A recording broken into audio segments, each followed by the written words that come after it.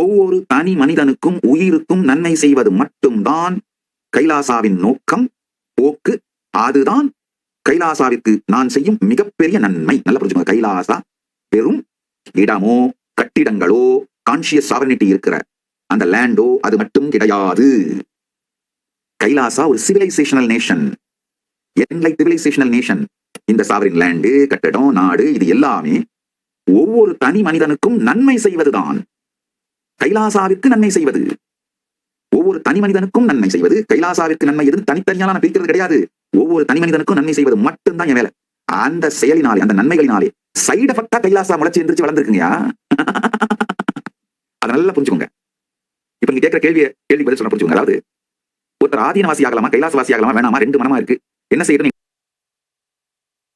கேட்டா நான் உடனே கைலாசவாசி ஆகிடுன்னு சொல்லுவேன். காரணம் என்னன்னா, அவர் ஒரு 6 மாசம் கழிச்சு 1 வருஷம் கழிச்சு இங்க இருக்க விருப்பம் ஏதோ போதும் அப்படின்னு நினைச்சு வெளியில போனார்னா அவருக்கு எந்த நஷ்டமும் இல்லை, எல்லா லாபம் தான். காரணம் என்னன்னா, இங்க அவர் இருந்த 6 மாசம் 1 வருஷம் தினந்தோறும் கட்டாயமா காலையில யோகா பண்ணி ஆகணும், தினந்தோறும் கட்டாயமா காலையில யோகா பண்ணி ஆகணும், தினந்தோறும் இந்த ஞான சத்தியங்களை கேட்டாகணும்.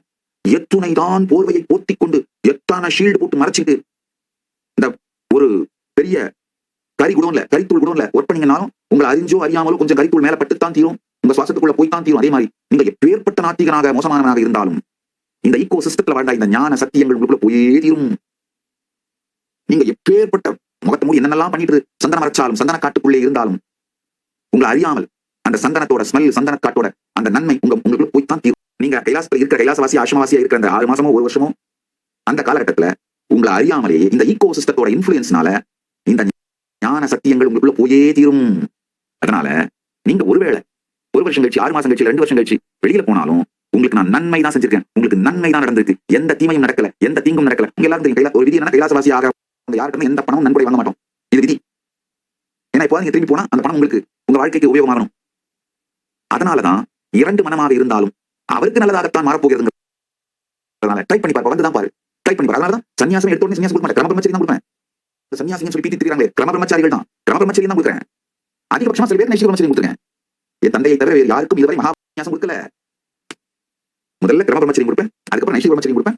அந்த சன்னியாசத்தினுடைய 32 பரிமாணங்கள்ல ஒவ்வொன்னா கொடுத்துட்டே வருவேன். காரணம் என்னன்னா, நீங்கள் இந்த வாழ்க்கை தான் அப்படின்னு முடிவு பண்ணி உங்களை நீங்களே இதுல ஸ்திரமாக்கிக் கொள்வதற்காக ஒருவேளை வேணான்னு விட்டுட்டு போனாலும் அதனால் உங்களுக்கு இருந்த காலம் வரை உங்களுக்கு நன்மைதான் நடந்திருக்கு. அதனாலதான் விட்டுட்டு போனவங்க எல்லாரும் அவங்க வாழ்க்கையோட பெஸ்ட் பீரியடா கைலாசவாசி ஆசிரமவாசியா இருந்த காலம் தான் இன்னமும் உள்ளுக்குள்ளே நினைத்து ஏங்கிக் கொண்டிருக்கின்றார்கள்.